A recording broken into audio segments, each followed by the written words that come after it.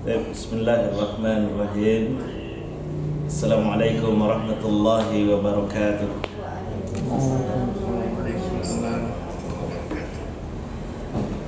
Alhamdulillahil akbar, salatu wassalamu ala rasulillah alladhi qad 'allamana kaifa nusalli wa na'budu 'ala Allahil akbar.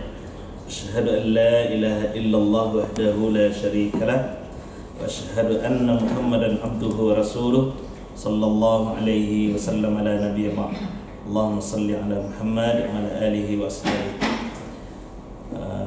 Bapak Dirut yang sama kita hormati, Buya Hidayatullah, kami yang mulia yang kita muliakan, Bapak, Ibu-ibu, jemaah yang dirahmati dan dimuliakan oleh Allah Subhanahu wa taala.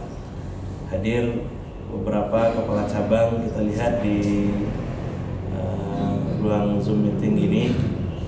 Ada juga Ustaz Bukhari, mana orangnya? Masya Allah, langsung muncul ya. Ustaz Bukhari ini kepala cabang Solok, Bapak Ibu.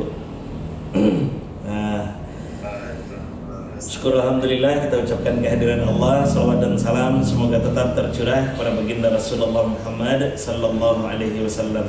Allahumma salli ala Muhammad wa ala alihi washabihi. Pertama sekali kami ingin sampaikan kepada Bapak Ibu kami semuanya, pada prinsipnya sebenarnya ini bukan apa Bapak Ibu, bukan materi manasik yang ingin saya sampaikan. Saya hanya ingin silaturahmi saja dengan Bapak Ibu semua. Kenapa? Saya tidak ragu lagi, insya Allah Ustadz Hidayatullah itu beliau sudah sangat senior ya, di berkahnya baru Bapak Ibu, tapi beliau ini untuk urusan ini beliau sudah sangat senior dan kami tahu itu Bapak Ibu. Dan kami sangat yakin insya Allah bimbingan dari beliau itu insya Allah tidak akan mengecewakan Bapak Ibu.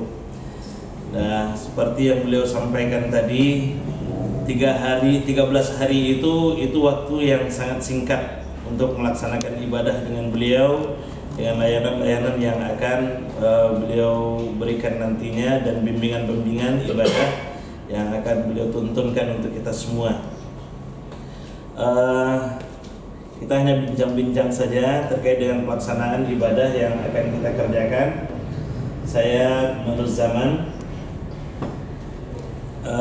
salah satu kepala cabang dan mutawif yang diamanahkan oleh Bapak Dirut kita di keluarga besar Berkah Travel ini. Baik Bapak Ibu, mohon izin Buya Hidayatullah, Ustaz Bukhari. Ustaz Bukhari ini Bapak Ibu, ini ramanya luar biasa nih. Saya pernah ngaji sama beliau. Kami pernah satu rombongan umrah dengan beliau. Ya, lagu Nahawan sih Ustaz Bukhari. Bapak Ibu, ibadah kita akan kita jalankan insyaallah 13 hari. 13 hari itu efektifnya 11 hari karena 2 hari kita akan habiskan di jalan. Dan sesuai dengan keterangan yang disampaikan oleh Bapak Dirut tadi, kita ada sedikit alih rute dari transit ke Malaysia menjadi transit Jakarta. Transit Jakarta itu insya Allah tidak akan menjadi masalah, dan bahkan insya Allah itu akan ada keuntungan juga bagi kita. Kalau transit Jakarta itu insya Allah lebih cepat. Insya Allah lebih cepat nanti apanya. Kemudian nanti Bapak Ibu yang penting sekali nanti Bapak Ibu dalam perjalanan ini, karena ini adalah perjalanan ibadah, maka yakinkan dan pastikan Bapak Ibu berangkat dari rumah itu memang untuk berniat ibadah. Itu yang pertama dulu. Yakinkan, pastikan bahwa kita berangkat dari rumah itu memang untuk beribadah. Akan sangat rugi tentunya kita sudah menghabiskan biaya, waktu dan tenaga untuk melaksanakan merencanakan perjalanan kita ke tanah suci ini, tapi ternyata perjalanan kita ya kadang-kadang diisi dengan kegiatan-kegiatan yang mungkin kurang bernilai ibadah. Nah, itu dia. Walaupun hal-hal lain Bapak Ibu di samping ibadah itu kita juga ya sambil rekreasi, apalagi ini adalah musim libur kan. Ya, insya Allah kita juga akan berekreasi religi, rekreasi yang juga insya Allah akan kita buat menjadi rekreasi yang bernilai ibadah. Tentu insya Allah nanti dalam bimbingan Ustadz Hidayatullah. Jadi rekreasi kita bukan hanya sekedar rekreasi yang menghabiskan biaya dan waktu, tenaga, tapi juga akan menghasilkan nilai ibadah tentunya. Itu yang pertama yang harus kita patrikan dalam hati kita, bahwa kita akan beribadah. Nah, untuk itu Bapak Ibu, manfaatkan segala sesuatu waktu yang sangat berharga dan waktu yang sangat singkat itu. 13 hari itu bukan waktu yang lama Bapak Ibu untuk beribadah. Maka manfaatkan waktu itu dengan sebaik-baiknya untuk segala sesuatu yang memang bernilai ibadah. Kemudian Bapak Ibu, nanti di tanah suci, mulai bahkan dari BIM sampai nanti kembali ke BIM lagi, tenaga kita akan dikuras. Tenaga kita akan dikuras. Bapak Ibu, kita akan hadir di BIM itu pukul 4:30. Otomatis yang dari Bukit Tinggi akan berangkat ya sekitar jam 2 atau jam 2:30. Kalau berangkat jam 2 otomatis bangun tidurnya jam 1. Entah lai kalalo Bapak Ibu begitu kan. Dari Sanjo siap-siap, tidak bisa lalu sampai jam 1. Lewat ke berangkat, kan? Maka jago-jago kondisi tubuh. Yang di Payakumbuh, Bapak Ibu kami yang dari Payakumbuh juga seperti itu, yang dari Padang juga seperti itu. Nah, otomatis kita akan kurang tidur. Di hari pertama saja kita sudah kurang tidur, Bapak Ibu. Kemudian kita akan berangkat dari BIM lebih kurang pukul 8. Nanti sampai di Jakarta pukul 9 lewat atau 9:30. Nanti jam 12-an kita akan berangkat lagi, proses di Jakarta, kemudian kita akan berangkat lagi dari Jakarta itu pukul 12-an dan sampai di Jeddah itu lebih kurang jam 6:30. Kalau seperti yang digambarkan oleh Bapak Dirut tadi, jam 6:30 Bapak Ibu, itu nanti kita akan memasuki proses imigrasi, akan makan waktu lebih kurang 2 jam. 7:30, 8:30, maka jam 9 baru kita akan berangkat dari Jeddah. Ya, jam 8:30 lebih paling cepat itu 8:30 atau jam 9 kita akan berangkat dari Jeddah. Dari Jeddah menuju Madinah. Dari Jeddah menuju Madinah itu Bapak Ibu, itu akan memakan waktu 5-6 jam. 6 jam itu. Ya, jam 9, 10, 11, 12, 1, 2, 3. Jam 2 paling cepat kita baru sampai di Madinah. Nah, kalau jam 2 sampai di Madinah, otomatis nanti itu baru tiba di hotel. Perkiraannya ya Bapak Ibu, baru tiba di hotel. Kemudian Bapak Ibu nanti akan terima kunci, istirahat sebentar, bahkan mungkin akan bisa langsung sholat subuh ke Masjid Nabawi. Otomatis itu tidak akan tidur.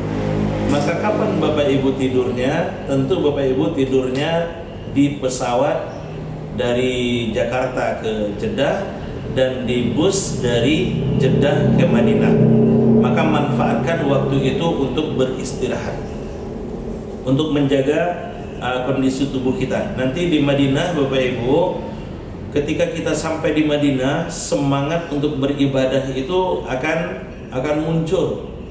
Semangat untuk beribadah akan muncul. Ini pengalaman terus-menerus seperti itu. Nah, tapi tetap Bapak Ibu, kita lebih kurang nanti 5 hari di Madinah itu, ya kita akan beribadah siang dan malamnya, berkegiatan juga di siang harinya, beribadah juga di malam harinya. Maka Bapak Ibu tetap jaga kondisi fisik, karena kita belum ibadah utama. Nanti Dan silahkan nanti akan diprogramkan juga oleh Buya Hidayatullah akan tahajud bersama nanti di masjid. Tapi saya sarankan, karena ini berdasarkan pengalaman juga, di hari terakhir jangan dipaksakan, terutama itu di hari terakhir kita di Madinah, malam terakhir itu pun Bapak Ibu kalau seandainya tidak ada agenda tahajud bersama, nanti tetap jangan dipaksakan terlalu dini untuk pergi ke masjidnya di malam terakhir sebelum berangkat ke Makkahnya. Berangkat ke Makkah hari apa? Minggu ya? Hari Selasa, Rabu, Kamis, Jumat, Sabtu, Minggu atau Senin? Hari Senin. Senin. Jadi kalau hari Senin kita berangkat ke Makkah Bapak Ibu, maka otomatis Ahad malam atau malam Senin itu Bapak Ibu harus jaga kondisi fisik. Harus jaga kondisi fisik. Kenapa? Karena nanti di hari Senin itu kita juga akan butuh tenaga yang luar biasa, tenaga ekstra. Karena di hari Senin itu gambarannya Bapak Ibu, kalau kita berangkat dari hari Senin itu nanti sampai di Makkahnya itu kan sudah sore itu Bapak Ibu. Sore. Nah, pelaksanaan umrah itu biasanya kalau sampai sore di Makkah, pelaksanaan umrahnya tidak langsung itu. Kita akan istirahat dulu di hotel. Kita akan bahkan nanti paling cepat kalau seandainya umrahnya dilaksanakan malam hari, maka akan dilaksanakan umrah itu sekitar jam 9 atau jam 10. Nah, kalau jam 9, jam 10 Bapak Ibu, nanti pelaksanaan umrahnya sampai proses tawaf dan sa'inya sampai tahallulnya itu akan makan waktu sampai pukul 2. Pukul 1 paling cepat selesai. Pukul 2 perkiraan, kalau seandainya pukul 2 itu nanti kita tidak akan balik lagi ke hotel. Banyak itu jemaah. Ada memang jemaah yang minta balik ke hotel untuk istirahat, tapi banyak juga jemaah yang nanti akan meminta i'tikaf di masjid sambil menunggu subuh. Otomatis malam itu kita juga tidak akan istirahat. Bapak Ibu, kekurangan istirahat itu akan menurunkan imun kita. Kalau imun turun, otomatis kesehatan akan terganggu. Nah, disinilah jamaah banyak sakitnya, terganggu kesehatannya. Apalagi sekarang musim dingin. Kalau musim dingin itu saya pernah dulu 2 kali musim dingin Bapak Ibu di Desember. Di akhir Desember akhir ini kalau Desember akhir Bapak Ibu cuaca rata-rata di bawah 10. Ya, bukan nakut-nakuti ya. Cuaca di bawah 10. Di bawah 10 derajat itu insya Allah nikmat tidurnya itu kan, dingin kan. Ya, kalau di Sumatera Barat yang dingin kan di Alahan Panjang, tapi itu belum seberapa itu Bapak Ibu. Nah, kita nikmati saja. Dan cuaca dingin itu biasanya penyakit yang sering muncul. Tapi alhamdulillah ada Bu Dokter bersama kita Bapak Ibu. Nah, ada Bu Dokter. Mana ini wajah Bu Dokternya? Munculkan Bu. Itu dia tuh. Samsung SMA217F itu Bu Dokter Bapak Ibu. Nanti kita minta bantu juga sama Bu Dokter kalau terganggu kesehatan kita kan. Walaupun kita bawa obat juga, insya Allah tanggal 17. Ya, itu gambarannya. Untuk pelaksanaan ibadah, yang paling penting dengarkan instruksi dari Buya kita, Buya Hidayatullah. Itu yang paling penting. Dengarkan instruksi dan ikuti instruksi dari Buya Hidayatullah. Ada beberapa tata cara umroh ini yang mungkin akan berbeda antara satu dengan yang lainnya, bacaannya berbeda antara satu dengan yang lainnya, tapi tetap kita akan berpedoman pada apa yang diinstruksikan oleh Ustadz pembimbing kita. Insya Allah Ustadz pembimbing kita tentu juga akan berbuat sesuai dengan tuntunan syariat yang tidak akan lari dari syariat. Beliau sudah sangat berpengalaman seperti yang saya sampaikan tadi itu. Dan kita tidak akan ragukan kapasitas bimbingan ibadah yang akan beliau berikan nantinya. Dan kemudian Bapak Ibu, masing-masing kita juga dibekali dengan buku panduan. Nanti Bapak Ibu juga bisa berpedoman kepada buku panduan yang Bapak Ibu punya. Ya, Bapak Ibu ada buku panduan di situ. Yang paling penting itu kan dalam prosesi umrah itu rukunnya kan cuma 5 Bapak Ibu. Rukun umrah itu cuma 5. Pakai kain ihram, kemudian mikot, kemudian nanti Bapak Ibu tawaf, sa'i, tahallul, selesai. Ya, ihram, kemudian mikot. Kalau kita dari Madinah, mikotnya di Bir Ali. Nanti dari Madinah ke Bir Ali kita dulu, kita itu jaraknya lebih kurang 20 km, 23 km. Nanti kita mikot di Bir Ali itu. Nanti akan dibimbing itu Bapak Ibu. Disitulah nanti kita akan berniat untuk umrohnya. Di situ kita pasang niat untuk umrohnya. Ya, labbaik Allahumma umratan. Nah, di situ kita pasang. Dan itu nanti juga tetap akan dibimbing oleh ustadznya. Ya, jadi jangan khawatir. Nanti kita akan berniat bersama-sama. Di Bir Ali. Nah, dari Bir Ali ke Makkah sepanjang perjalanan kalau naik kereta cepat nanti disejajarkan dengan Bir Ali di kereta itu. Ya, di kereta kan? Yeah. Di kereta nanti kita berniatnya Bapak Ibu.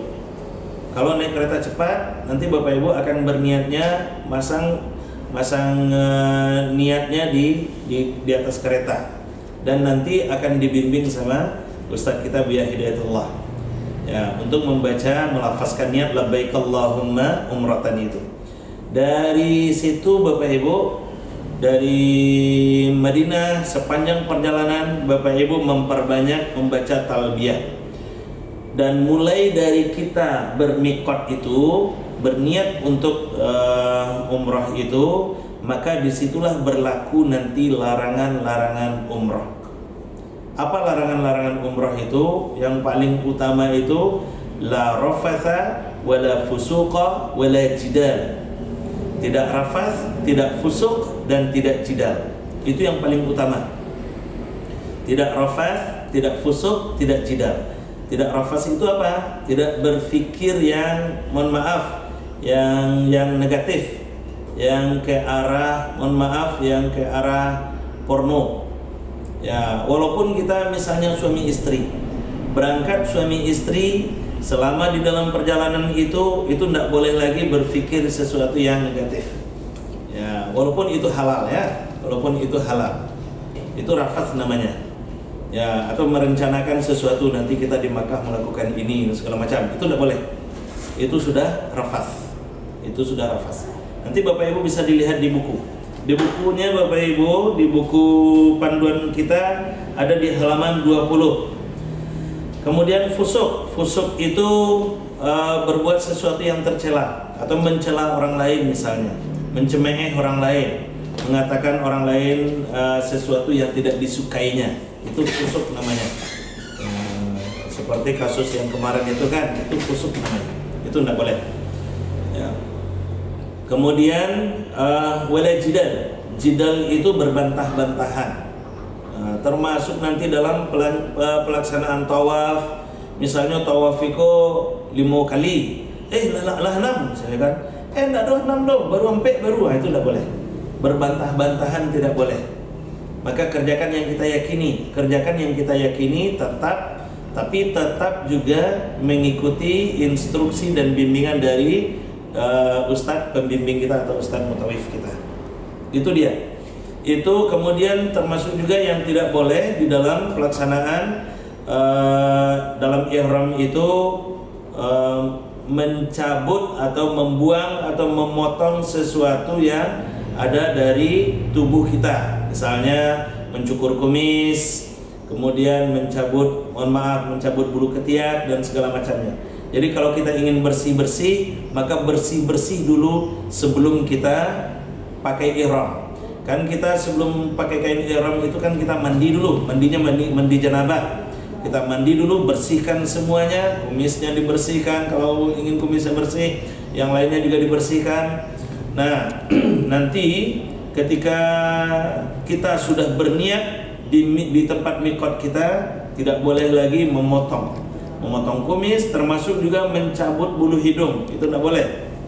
Ya kan kadang-kadang kita iseng, ya taraso gali-gali dicabut misalnya kan, itu tidak boleh. Ya yang bulu hidungnya, tapi kalau upilnya boleh dibuang. Ya itu dia. Ya kemudian Bapak Ibu nanti itu larangan-larangan yang tidak boleh. Termasuk juga berpikiran kotor saja juga tidak boleh Bapak Ibu. Berpikiran kotor juga tidak boleh. Berburu juga tidak boleh. Berburu ini termasuk juga membunuh makhluk hidup. Ya, membunuh makhluk hidup ya. Maka kalau seandainya nampak semut, biarin aja dia, atau alihkan dia ke tempat yang lain kalau sekiranya dia mengganggu kita. Kan akan ada ketemu itu Bapak Ibu. Dan nanti di Makkah akan ketemu burung merpati misalnya. Jangan lagi. Ya, jangan lagi diburu. Ya, itu dia. Kemudian mencabut tanaman juga tidak boleh. Ya, ketemu nanti tanaman di iseng-iseng, nanti kita ke taman misalnya kan, nanti nampak rumput kita cabut, itu tidak boleh. Itu termasuk dalam larangan yang harus kita jaga. Ya. Kemudian memakai wangi-wangian juga tidak boleh Bapak Ibu. Memakai wangi-wangian, maka kalau ingin memakai wangi-wangian, maka nanti sebelum ihram, setelah kita mandi besar, mandi janabah namanya, mandi besar, kemudian kita pakai wangi-wangian, itu boleh. Nah, kita pakai wangi-wangian itu boleh di saat itu. Lalu kemudian kita pakai kain ihramnya, yang laki-laki pakai kain ihram, kemudian pakai izar dan pakai taubnya, kemudian yang perempuan pakai pakaian yang menutup, menutup aurat tentunya. Nah, di saat itu kita masih boleh pakai wangi-wangian. Tapi nanti setelah kita berniat untuk umrah di mikot, itu tidak boleh lagi menambah wangi-wangiannya. Termasuk juga nanti Bapak Ibu yang harus kita jaga ketika kita sampai di Makkah. Kalau kita sampai di Makkah, lalu kemudian kita kan akan ke hotel dulu tuh. Kita ke hotel dulu, kita akan beristirahat di hotel. Di hotel itu kita juga akan bersih-bersih, maka jaga di situ. Jangan sampai terpakai juga wangi-wangian oleh kita. Yang sering jadi perselisihan itu pakai sabun misalnya kan, atau gosok gigi pakai odol misalnya. Itu tidak, ya sebaiknya dihindarkan di Makkah, karena kita sedang berihram ini. Karena kita sedang berihram, maka waktu itu Bapak Ibu sebaiknya dihindarkan. Kalau kita ingin cuci muka, ya dah cuci muka aja biasa. Ya cuci muka biasa pakai air biasa, udah. Tanpa pakai, kenapa tidak boleh pakai sabun? Karena dikhawatirkan di sabun itu pakai ada pewanginya. Nah, itu ya, makanya dihindarkan itu. Kalau pakai fresh care boleh Ustaz, fresh care boleh. Ya, tapi upayakan fresh care-nya fresh care yang original aja. Ya, kan ada juga fresh care ini yang pakai aromaterapi. Maka upayakan hindarkan fresh care yang pakai aromaterapinya. Nah, gitu dia. Oke Bapak Ibu, mudah-mudahan bisa dipahami ya yang larangan-larangan umrah, karena ini penting Bapak Ibu. Ketika larangan itu terlakukan oleh kita, dikhawatirkan nanti umrah kita tidak sempurna jadinya. Itu dia. Termasuk juga nanti Bapak Ibu ketika kita tawaf. Nanti sebelum doa-doa nanti ketika kita tawaf itu ada beberapa jamaah yang begitu bernafsu, mohon maaf katanya, begitu bernafsu untuk mendekat ke Ka'bah. Itu tidak boleh Bapak Ibu. Apalagi sampai menyentuh Ka'bah. Kenapa tidak boleh menyentuh Ka'bah? Karena di Ka'bah itu banyak wewangian. Apalagi di kiswah, di kain Ka'bah itu. Di kain Ka'bah itu pakai wewangian Bapak Ibu. Jadi kalau tersentuh, terpegang saja oleh kita, itu sudah lengket wewangiannya di tangan kita. Ya, maka ketika kita sedang tawaf wajib ini, hindarkan aja dulu untuk mendekat ke Ka'bah. Kalau ingin mendekat ke Ka'bah, nanti selesaikan dulu urusan umrahnya, selesaikan tawafnya, selesaikan sa'inya, tutup dengan tahallulnya. Sudah itu kalau ingin mendekat ke Ka'bah, boleh silahkan. Kalau lah tahallul lah boleh. Kalau mendekatlah. Kalau ciumlah Ka'bah itu. boleh Bapak Ibu. Nah, tapi ketika kita sedang tawaf wajib, hindarkan mendekat ke Ka'bahnya itu. Maka biasanya kami Bapak Ibu pembimbing akan mengarahkan untuk menghindari ini, akan mengarahkan jamaahnya itu agak menjauh saja dari Ka'bahnya, karena kita khawatir nanti ada jemaah-jemaah yang mungkin karena ketidaktahuan atau ketidaksadaran atau karena ya keinginannya, ya kan luar biasa itu Bapak Ibu, apalagi yang pertama kali melihat Ka'bah itu kan luar biasa, menggebu-gebu keinginan kita untuk mencium Ka'bah itu. Kalau ada Hajar Aswad, indahlah kiswahnya pun jadi, ya, kan ada yang seperti itu. Termasuk juga nanti Bapak Ibu memegang Hijr Ismail. Hijr Ismail itu juga bagian dari Ka'bahnya. Hijr Ismail itu juga bagian dari Ka'bahnya. Maka hindarkan juga itu, sedapat mungkin hindarkan itu. Apalagi masuk ke dalam Hijr Ismail itu dilarang. Ya, masuk ke dalam Hijr Ismail dalam kondisi tawaf wajib itu dilarang. Karena Hijr Ismail itu bagian dalam Ka'bah. Hijr Ismail itu sama dengan di dalam Ka'bah. Makanya kata Rasulullah, sholat di dalam Hijr Ismail sama dengan sholat di dalam Ka'bah. Nah, nanti Bapak Ibu kalau ingin sholat di dalam Hijr Ismail, masuk ke dalam Hijr Ismail dan sholat di situ, itu nanti di luar waktu tawaf wajib. Ya, di luar waktu tawaf wajib. Ya, besok harinya misalnya di waktu duha, kalau Bapak Ibu ingin masuk ke dalam Hijr Ismail itu biasanya waktu duha. Waktu duha itu agak sepi itu Bapak Ibu. Nah, masuklah ke dalam situ, sholatlah di situ. Nah, gitu dia caranya.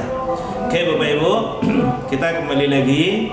Nanti setelah kita miqat, kita akan oh ya, sedikit lagi, termasuk nanti ibu-ibu kami yang biasa pakai cadar. Ketika mulai dari miqat Bapak Ibu itu tidak boleh lagi pakai cadar. Itu termasuk larangannya. Ya, pakai cadar tidak boleh, pakai sarung tangan yang menutup telapak tangan juga tidak boleh. Ya, pakai cadar tidak boleh, pakai sarung tangan yang menutup telapak tangan itu juga tidak boleh. Itu masuk dalam larangan umrohnya atau dalam larangan ihramnya. Ya, itu. Kemudian kita kembali lagi. Sepanjang perjalanan di atas kereta itu kita perbanyak talbiyah. Labbaik Allahumma labbaik, labbaik la syarika laka labbaik, innal hamda wan ni'mata laka wal mulk la syarika lak. Perbanyak itu.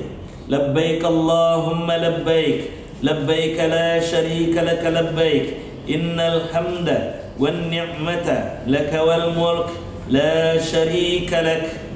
Itu yang kita baca, yang kita lafazkan sepanjang kita sambil menikmati perjalanan kereta cepat dari Madinah ke Makkahnya.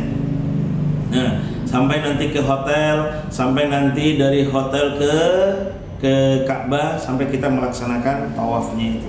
Nah, itu dia. Kemudian Bapak Ibu dari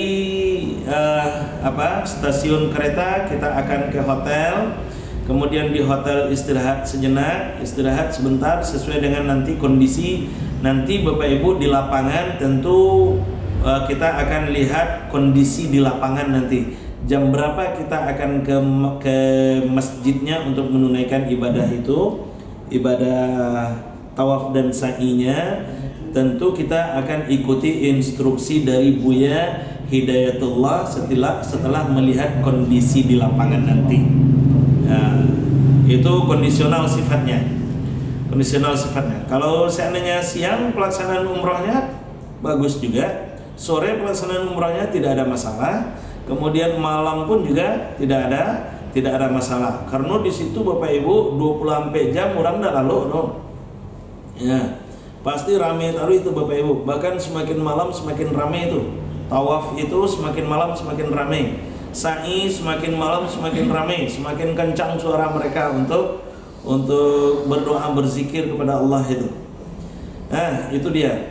Jadi nanti dalam pelaksanaan tawaf dan sa'inya kita mengikuti, kita kondisional melihat kondisi nanti dan mengikuti instruksi dari Buya Hidayatullah. Nanti Bapak Ibu dari hotel ke masjid kita tetap bertalbiyah. Dalam bimbingan Ustaz kita tentunya dari hotel ke masjid, ke Masjidil Haram kita tetap bertalbiyah. Nanti di memasuki Masjidil Haram itu ada doa-doa. Nah, nanti Bapak Ibu bisa lihat doanya ada di halaman 22. Halaman 22 di buku panduannya. Nah, nanti Bapak Ibu lihat. Doa memasuki Masjidil Haram. Masjidil Haram itu sama dengan masjid kita. Doanya tentu juga sama dengan doa masuk masjid. Doa masuk masjid, Allahumma ftahli abwaba rahmatik dan seterusnya. Nah, tapi ada doa khusus. Allahumma antas salam wa minkas salam wa ilaika ya'udus salam. Ketika kita menginjakkan kaki memasuki area Ka'bahnya itu. Bahkan juga nanti ada doa khusus ketika melihat Ka'bahnya. Nanti Bapak Ibu bisa lihat di buku panduannya. Oke, lanjut. Yang doa-doa itu. Dan itu bukan bagian dari rukun umrah. Itu kan sunnah-sunnah memasuki dan adab memasuki masjid. Adab memasuki masjid. Dan terkhusus Masjidil Haram. Termasuk juga nanti Bapak Ibu doa Allahumma ftahli abwaaba rahmatik itu doa masuk Masjid Nabawi. Dan bahkan juga masuk masjid di tempat kita berdomisili masing-masing kan. Itu dia. Kemudian kita akan memulai tawafnya itu dari Hajar Aswad. Nah, Bapak Ibu saya akan perkenalkan sedikit. Ini Bapak Ibu namanya Hajar Aswad. Ini tandanya di sini. Biasanya Bapak Ibu dake Hajar Aswad itu ada petugas yang bergelantungan di situ. Bergelantungan bentuk kelelawar dulu. Ada petugas yang tapi memang bergelantungan mereka di situ kan. Ya, mereka menjaga di Hajar Aswad. Biasanya di titik itu ada petugas. Nah, ini namanya Hajar Aswad. Dan kita akan mulai dari sini nanti Bapak Ibu.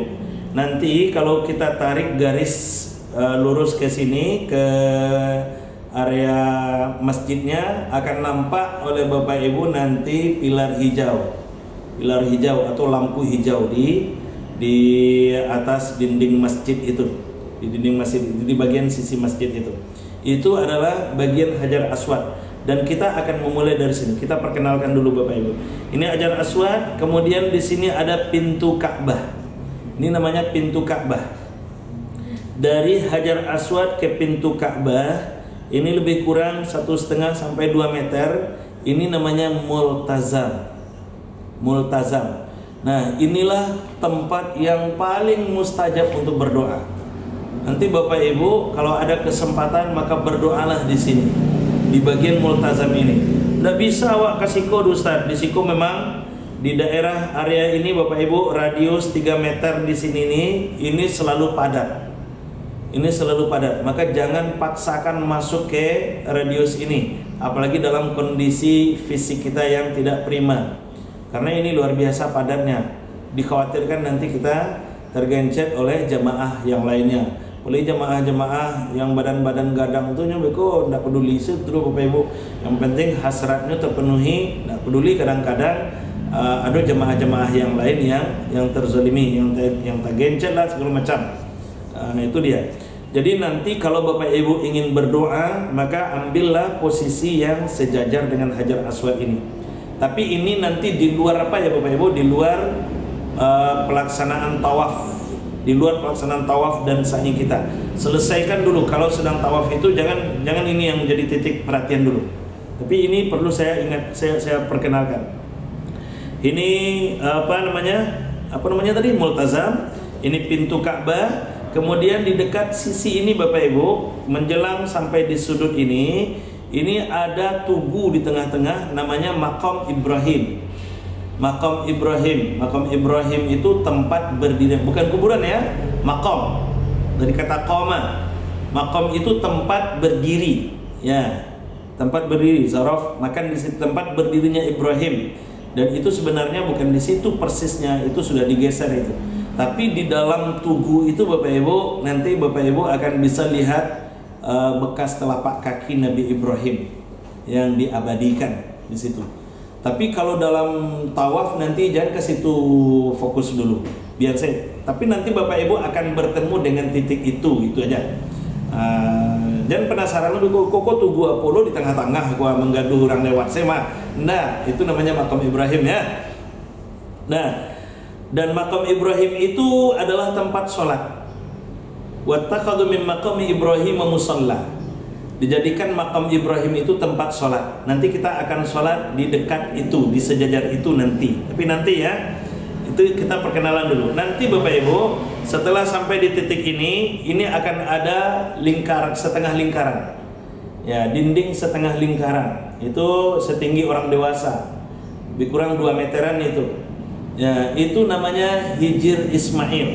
Dinding setengah lingkaran di sini, Hijr Ismail. Oke. Hijr Ismail ini kita bisa sholat di dalamnya. Tapi nanti setelah proses umroh kita selesai, setelah ditutup dengan tahallul. Nah, ini biasanya Bapak Ibu agak sepinya di waktu-waktu duha. Dan biasanya yang lebih sepi lagi di hari Jumat. Bukan hari Jumat. Hari Jumat itu malah ramai. Hari Jumat itu hari libur. Di hari kerja selain hari Jumat. Karena mereka liburnya di hari Jumat. Otomatis hari Jumat itu akan bertambah kapasitas karena mereka orang-orang di sana libur dari Jumat, otomatis akan lebih ramai hari Jumat itu orang yang akan ke Baitullah. Maka di hari kerja selain hari Jumat itu biasanya agak sepi. Di saat orang sedang sarapan di rumahnya, wapai siko kan di hotelnya, wapai ke Hijr Ismail itu. Nah, kemudian nanti sampai lagi terus ke sisi ini Bapak Ibu, satu sisi sebelum Hajar Aswad ini namanya Rukun Yamani. Di Rukun Yamani ini Bapak Ibu tidak ada orang bergelantungan, tapi juga akan ada sedikit dibuka di sini. Ya, di Rukun Yamani ini. Dari Rukun Yamani ke Rukun Hajar Aswad, Rukun Yamani ke Hajar Aswad ini doanya yang khusus. Selain itu doanya sebenarnya bebas. Ya, doa yang khusus itu hanya dari Rukun Yamani ke Hajar Aswad. Doanya Rabbana atina fid dunya hasanah wa fil akhirati hasanah wa qina adzabannar wa adkhilnal jannata ma'al abrar ya aziz ya ghaffar ya rabbal alamin. Itu doa itu ada di buku kita halaman 27 dan 28. Ya. Rabbana atina fid dunya hasanah wa fil akhirati hasanah wa qina adzabannar wa adkhilnal jannata ma'al abrar ya aziz ya ghaffar ya rabbal alamin. Itu doa yang kita baca dari Rukun Yamani ke Hajar Aswad. Di sisi ini saja. Ya, sisi yang 3 ini doanya bebas. Tapi Bapak Ibu, kita akan mulai lagi. Kita akan mulai dari sini. Memulai tawaf itu hitungannya baru akan dihitung dari sini. Kalau dimulai dari sisi yang lain itu tidak sah dan tidak terhitung tawafnya satu putaran. Oke? Ya, walaupun misalnya awak mulai dari Rukun Yamani, itu tiba di Rukun Yamani berikutnya satu putaran, tidak. Ya, baru dihitung dan sah satu putaran itu ketika dimulai dari Hajar Aswad dan berakhir di Hajar Aswad. Itu satu putarannya. Dan kita akan tawaf mengelilingi Ka'bah ini 7 putaran. 7 putaran. Doa dari putaran 1 sampai putaran berikutnya itu ada di halaman 25 sampai berikutnya halaman 25 sampai halaman putaran ketujuhnya halaman 38. Nah, itu doanya. Dari halaman 25 sampai halaman 38 itu doa mengitari Ka'bah. Bapak Ibu, doa itu panduan tapi itu bukan doa baku. Ya. Doa itu panduan tapi itu bukan doa baku. Bacaan yang baku itu hanya di titik ini nanti. Bismillahi Allahu Akbar. Ketika kita memulai tawaf dari sisi ini, dari sisi Hajar Aswad, Ya, memulai tawaf dari sisi Hajar Aswad. Kita kan tidak di dekat Hajar Aswad itu, karena kita agak keluar. Nanti kita caranya kita akan menghadap ke Hajar Aswadnya hanya dengan memiringkan wajah saja. Nggak perlu dulu beko hadap kiri gerak, karena beko kalau berhenti lama di situ tuh Bapak Ibu diondoh dari orang dari belakang. Karena di situ rame Bapak Ibu. Ya, orang akan selalu berputar itu. Ya, orang akan selalu berputar. Kita baru memulai yang pertama, orang sudah ada di putaran kedua, ketiga, keempat dan seterusnya kan. Maka di sini mulai dari titik ini kita menghadapkan tangan kita, mengangkat tangan kita, kemudian kita hadapkan ke sisi Hajar Aswadnya sambil mengucapkan Bismillahi Allahu Akbar. Lalu kemudian mengecup telapak tangannya sebagai simbol dari mengecup Hajar Aswadnya. Ya, mengecup telapak tangan. Bismillahi Allahu Akbar, kita kecup. Baru kemudian kita mulai. Ya, mulai putaran pertama. Mulainya dengan kalimat apa Ustaz? Mulai dengan kalimat zikir utama. Zikir utama itu ada 4. Subhanallah, walhamdulillah, wala ilaha illallah, Allahu Akbar. Itu zikir utama. Subhanallah, walhamdulillah, wala ilaha illallah, Allahu Akbar. Nah, makanya Bapak Ibu di putaran pertama itu yang kalimat utama yang dituntunkan. Subhanallah walhamdulillah wala ilaha illallah wallahu akbar. Boleh nanti ditambahkan dengan kalimat wala haula wala quwwata illa billahil aliyyil azim. Kalimat ini Bapak Ibu boleh kita baca setiap kita memulai mengitari Ka'bah itu. Putaran pertama, putaran kedua, putaran ketiga, dan putaran sampai putaran ketujuhnya. Nah, setelah kita membaca zikir utama tadi itu, baru kita berdoa yang lain. Boleh pakai doa yang ada di buku ini, yang dari halaman 25 sampai halaman 38 itu. Boleh juga kita doa yang lain. Pakai bahasa Indonesia boleh juga Ustaz? Boleh. Ya, boleh. Boleh berdoa pakai bahasa Indonesia di situ. Ya, boleh juga berdoa pakai bahasa Arab. Bahkan membaca, nak pandai awak berdoa Ustaz, lah habis stok doa awak Ustaz, misalnya kan. Dah ada stok doa ledo. Baca Al-Quran pun boleh Bapak Ibu. Baca silah ayat-ayat atau Al-Quran yang Bapak Ibu hafal misalnya kan. Nah, tapi tetap nanti Bapak Ibu, insya Allah biasanya pembimbing akan melakukan bimbingan. Ya, maka upayakan nanti ketika kita tawaf itu, kita tetap bersama. Ya, kita tetap bersama dalam satu rombongan. Nah, walaupun beko Bapak Ibu dalam pelaksanaannya awak tidak tahu deh Bapak Ibu. Dalam pelaksanaannya kadang-kadang awak sedang berombongan itu tahu-tahu ada seorang yang meminteh kan, terpisah awak dari rombongan. Jangan panik. Jangan panik. Apa yang awak baca oleh Ustaz? Ustaz pembimbing awak lah jauh misalnya kan, awak tertinggal misalnya kan. Apa yang awak baca? Maka baca saja doa yang kita hafal. Baca saja doa yang kita hafal. Ya, atau misalnya baca buku. Bolehkah baca buku? Boleh. Ya, boleh baca buku. Tapi yang penting Bapak Ibu tetap perhatikan nanti Rukun Yamani dan Hajar Aswadnya. Jangan sampai terlewat. Tetap perhatikan Rukun Yamani dan Hajar Aswad. Kita berdoa sambil sambil tengok aja tanpa memutar badannya. Sambil tengok kita sudah berada di Rukun Yamani atau belum.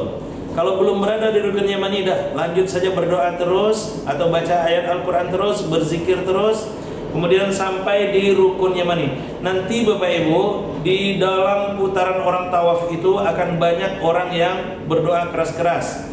Akan ada juga rombongan-rombongan yang doanya dibimbing oleh ustadznya, dan kita termasuk juga akan melakukan bimbingan terhadap jemaah kita. Kita akan bacakan doa misalnya Subhanallah. Nah, nanti Bapak Ibu ikut di belakang. Subhanallah walhamdulillah walhamdulillah wala ilaha illallah wala ilaha illallah wallahu akbar. Kita ikut di belakang.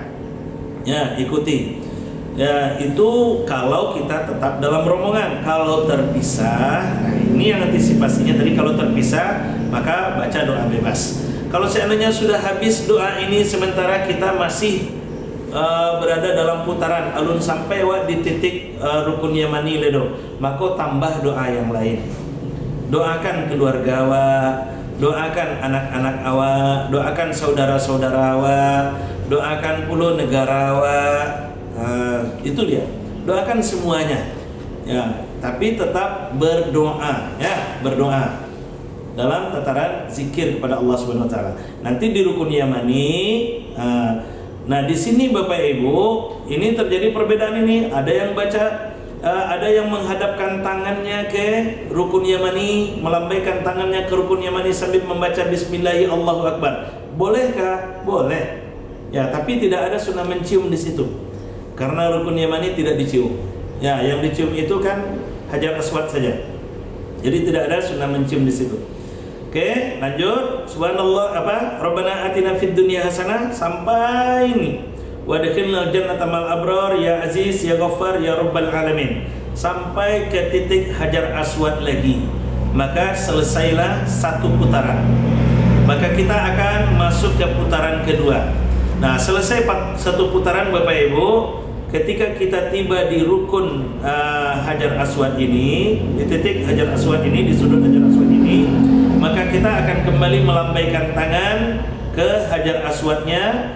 Bismillahi, sedang mengatakan Bismillahi Allahu Akbar, dan mengecup tangan kita. Ya, dan mengecup tangan kita. Itu berarti kita akan memulai tawaf putaran kedua. Memulai tawaf putaran kedua. Boleh kita mulai lagi dengan subhanallah walhamdulillah wala ilaha illallah wallahu akbar. Atau boleh juga langsung baca doanya yang ada di buku panduan kita. Ada di halaman 28 untuk putaran yang keduanya. Maka sama seperti tadi. Sama seperti tadi sampai di titik rukun yamani. Di rukun yamani di sini Rabbana atina fid dunya hasanah wa fil akhirati hasanah wa qina adzabannar. Sampai lagi ke Hajar Aswad. Selesai dua putaran. Nah, selesai dua putaran, kembali lagi seperti tadi. Bismillahi Allahu Akbar, kita kecup. Dan begitu seterusnya. Sampai putaran kedua, ketiga, keempat, kelima, keenam, dan ketujuh. Nah, selesai putaran ketujuh Bapak Ibu, nanti kita akan, nah, kalau selesai putaran ketujuh itu kita akan mulai menepi. Nanti akan dibawa oleh pembimbing kita. Kan putaran ketujuh titik akhirnya kembali di Hajar Aswad. Kita akan dibawa menepi oleh pembimbing kita Bapak Ibu, dan menepi itu sambil mencari tempat sholat. Di mana kita sholat? Nah, nanti di titik Maqam Ibrahim tadi. Kan di sini tadi ada Maqam Ibrahim. Maka sejajar dengan Maqam Ibrahim itu, di situ ada tempat sholatnya. Jadi ada tempat tawafnya, ada juga nanti bagian luarnya itu tempat sholat. Maka kita akan sholat bersama di situ. Tapi sholatnya sendiri-sendiri. Sholat di situ bersama, tapi sholatnya sendiri-sendiri. Sholat sunat tawaf namanya. Sholat sunat tawaf ini 2 rakaat. Ya, 2 rakaat. Di rakaat pertama kita dituntunkan untuk membaca surat Al-Kafirun setelah Al-Fatihahnya, dan untuk rakaat keduanya kita membaca surat Al-Ikhlas di rakaat setelah Al-Fatihah. Jadi setelah Al-Fatihah rakaat pertama Al-Kafirun, rakaat yang keduanya Al-Ikhlas. Nah, selesai sholat Bapak Ibu akan berdoa dengan menghadap ke Ka'bahnya itu. Berdoa menghadap ke Ka'bah. Nanti Bapak Ibu doanya apa Ustaz? Dan di sini ya. Doa selesai tawaf itu.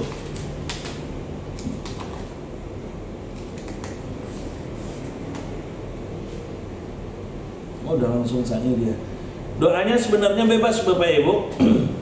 Doanya sebenarnya bebas untuk yang selesai tawaf itu. Dan masukkan di dalam doa itu supaya Bapak Ibu diberi kesempatan untuk kembali lagi beribadah ke Baitullah ini. Masukkan itu di dalam doa kita. Itu bagian doa utama kita. Termasuk juga di samping kita mendoakan diri kita sendiri, kemudian keluarga kita, pasangan kita, anak-anak kita, istri kita, suami kita, dan keluarga besar kita, termasuk juga doa untuk negara kita dan seterusnya. Nah, selesai sholat 2 rakaat, kita akan bersama-sama menuju tempat minum air Zam-Zam.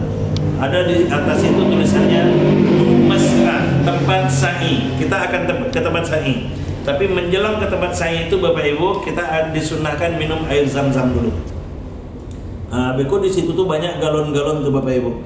Nah, untuk minum air Zam-Zam ini, Bapak Ibu perhatikan, di galon Zam-Zam itu ada tulisan-tulisan itu.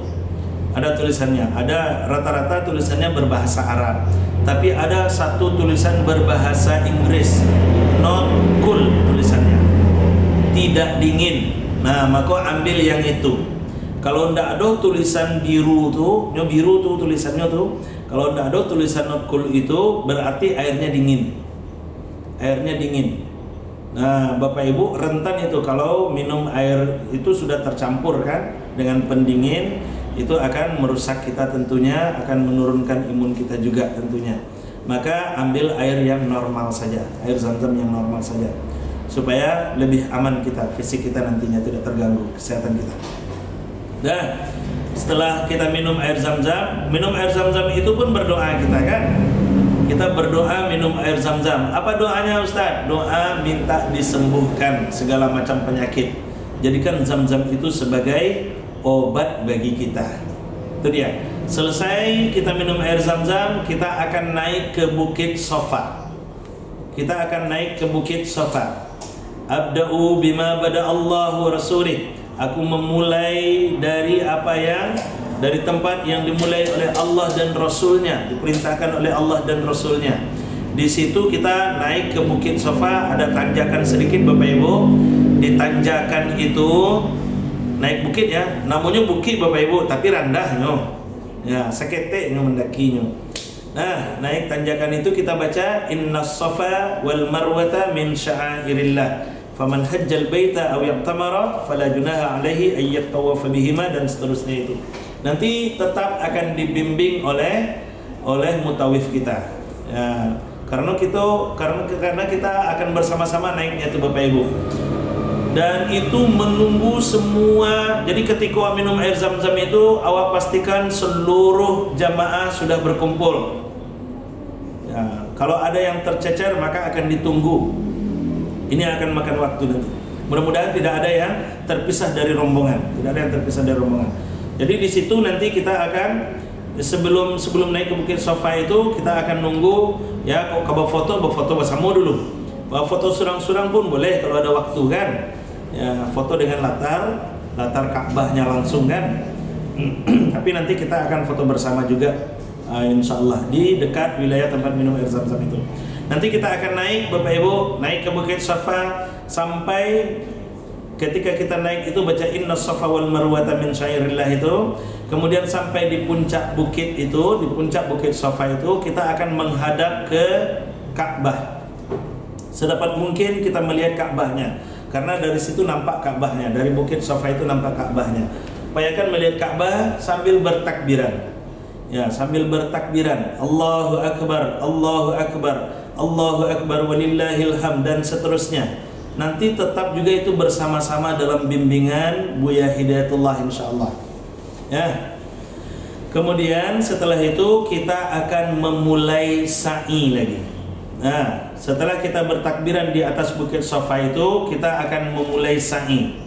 Memulai turun ke bawah itu sedikit cuman. Ya. Turun kita akan melakukan sa'i. Nah, melakukan sa'i itu kita akan baca apa? Di situ ada bacaannya. Doa ketika mendekati Safa, dan Innas Safa wal Marwa. Kemudian menaiki bukit sudah ada Allahu Akbar itu takbiran halaman 44. Kemudian Bapak Ibu, nah kita akan turun ke wilayah tempat sa'inya. Nanti dari wilayah Safa ke Marwa itu Bapak Ibu, kita akan berada di satu titik yang juga kemudian dikenal dengan pilar hijau. Ada itu, di atasnya ada lampu hijau itu panjang. Ya, di situ kita akan doa khusus. Doa khususnya Rabbil fir warham dan seterusnya ada di halaman 45. Di halaman 45 buku Bapak Ibu, Rabbighfir warham wa'fu wa takarram wa tajawaz amma ta'lam dan seterusnya itu. Oke, itu di bawah pilar hijau sambil berlari-lari kecil yang laki-laki, berjalan biasa dan boleh juga berjalan cepat bagi yang perempuan. Yang di situnya, yang di titik pilar hijaunya. Ya, di luar pilar hijau itu jalan biasa. Di luar pilar hijau jalannya biasa. Yang di pilar hijau yang laki-laki disunahkan berlari-lari kecil. Yang perempuan jalan cepat. Nah, kemudian setelah itu kita doa aja lagi sampai ke Bukit Marwahnya nanti. Kita doa. Doanya apa Ustaz? Bebas doanya. Asal nak baca apa yang dibaca oleh kawan petang tuh? Pancasila ya. Asal nak baca Pancasila selama di situ. Ya, tidak ada tuntunan baca Pancasila di situ. Doa, zikir. Dan Pancasila bukan bagian dari zikir. Ya, doa adalah bagian dari zikir. Maka doa kita perbanyak di situ. Ya, doa sampai nanti di Bukit Safa, di Bukit Marwah. Mendaki ke Bukit Marwah itu kita kembali membaca Innas Safa wal Marwata min sya'airillah. Faman hajjal baita aw yaqtamara fala junaha alaihi ay yattawafa bihima wa man tatawwa khairan fa innallaha syakirun alim dan seterusnya. Nanti di Bukit Marwah Bapak Ibu berarti selesai satu putaran namanya itu. Ya, satu lintasan. Dan kita akan melintasi Safa Marwah itu 7 lintasan. Dari Safa ke Marwah itu dihitung satu lintasan ya, satu lintasan. Nah, nanti di Bukit Marwah itu boleh bertakbiran lagi, ya, boleh bertakbiran lagi nanti sambil menghadap ke arah Ka'bah kalau memungkinkan di waktu itu menghadap ke arah Ka'bah. Tapi biasanya kadang lanjut saja, boleh juga, boleh. Ya, tapi tetap takbiran juga kita. Nah, turun lagi dan kita akan jalan lagi menuju Bukit Safa. Dari Marwah ke Safa. Nanti juga akan ketemu pilar hijau Bapak Ibu. Di pilar hijau itu kita juga tetap baca Rabbighfir warham dan seterusnya.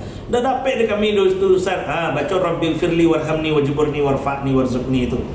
Kalau itu tidak juga dapat, itu melalui itu mah. Nah, oke. Selesai itu nanti sampai lagi kita di Bukit Safa. Maka selesai 2 lintasan. Begitu proses berikutnya. Ya, dari Safa ke Marwah lintasan ketiga, dari Marwah ke Safa lintasan keempat, Safa ke Marwah lintasan kelima, Marwah ke Safa lintasan keenam, dari Safa ke Marwah lintasan ketujuh. Berarti Bapak Ibu, kita memulainya dari Bukit Safa dan berakhirnya di Bukit Marwah. Ya, berakhir di Bukit Marwah. Jadi kalau seandainya awak tiba di Safa Bania, maka berarti lintasan kita genap. Kalau ndak 6 berarti 8 tuh mah. Ya. Ya, yang 7 itu berakhirnya nanti di Bukit Marwah. Maka disitulah kita tahallul. Tahallul itu memotong rambut. Nah, motong rambut. Nanti Bapak Ibu, yang memotong rambut itu siapa Ustaz? Yang memotong rambut itu disunahkan orang yang sudah tahallul. Ya, kita kan sama-sama belum tahallul. Maka nanti Buya Hidayatullah akan mencari orang yang sudah tahallul untuk memotong rambut beliau. Nah, biasanya seperti itu, motong rambut beliau. Nanti setelah beliau tahallul, maka beliau pun baru boleh memotong rambut orang lain kan? Memotong rambut yang lain. Dan kalau ambo biasanya ambo akan potong rambut bapak-bapak yang bawa istri saya dahulukan. Ya, kenapa? Karena nanti bapak-bapak yang bawa istri ini akan bisa memotong rambut istrinya. Begitu dia kan? Kan kita tidak boleh memotong rambut ibu-ibu kan? Ya, jangan nanti serahkan pula kepada ibu-ibu ke Ustaz Hidayatullah kan? Mungkin kan? Nanti bapak-bapak yang bawa istri, jadi bapak-bapak yang didahulukan, nanti bapak-bapak itu memotong rambut istrinya. Ya, istri beliau ya, istri beliau. Nanti kalau si istri sudah tahallul, maka si ibu itu boleh memotong rambut ibu-ibu yang lainnya. Begitu dia. Sehingga efektif pekerjaan kita. Selesai itu Bapak Ibu, boleh nanti kita sujud syukur boleh. Tapi lihat nanti wilayah yang aman untuk kita sujud syukur. Mungkin di luar, boleh, silahkan. Nah, gitu dia. Oke Bapak Ibu, maka dengan begitu mulai dari miqat di Bir Ali, kemudian Bapak Ibu tawaf mengelilingi Ka'bah, keliling, kemudian putar, sa'i, kemudian potong rambut, dah selesai umrahnya Bapak Ibu. Bila PT Bapak Ibu yang 37 juta tuh. Ya, apakah melaksanakan itu membayar? Ternyata tidak ada yang bayar. Jadi yang 37 itu untuk apa? Untuk sewa pesawat ke situ. Nah, untuk ongkos pesawat, untuk ongkos kereta cepat, untuk ongkos bus, untuk sewa hotel, untuk makan dan segala macamnya. Nah, itu dia. Oke Bapak Ibu, jadi sebenarnya umrah itu gratis. Yang bayar itu ongkos ke sana. Ya. Jadi yang awak bayar itu memang untuk awak yang kawak makan, yang kawak pakai juga kan? Nah, gitu dia. Oke Bapak Ibu, saya doakan mudah-mudahan pelaksanaan umrah Bapak Ibu semuanya nanti berjalan dengan lancar, dimudahkan oleh Allah, dan yang paling penting lagi kita semuanya sehat. Sehat pergi, sehat kembali lagi. Kalau seandainya nanti terasa sakit, laporkan kepada petugas. Insya Allah kita akan carikan solusinya. Tapi kita berharap tetap jaga stabilitas kondisi tubuh Bapak Ibu supaya kita tidak mudah diserang penyakit. Itu pesannya. Kita kembali lagi bermohon kepada Allah, mudah-mudahan Bapak Ibu perjalanannya selamat, mendapat umrah yang mabrur, makbul dan mabruk hendaknya. Amin. Ya Rabbal Alamin. Kami titipkan semua jemaah kepada Buya Hidayatullah. Akhirul kalam. Assalamualaikum warahmatullahi wabarakatuh.